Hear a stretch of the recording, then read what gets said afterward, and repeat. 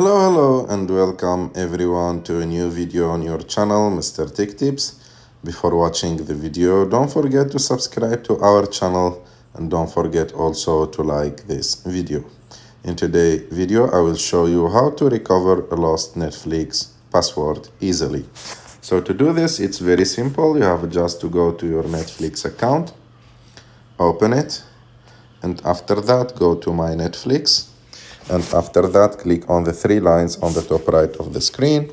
After that, click on Help. And as you can see, there is an option in the middle of the screen called Recover Password. You have just to click on it. And after that, it will help you to recover your password by using your email or your phone number.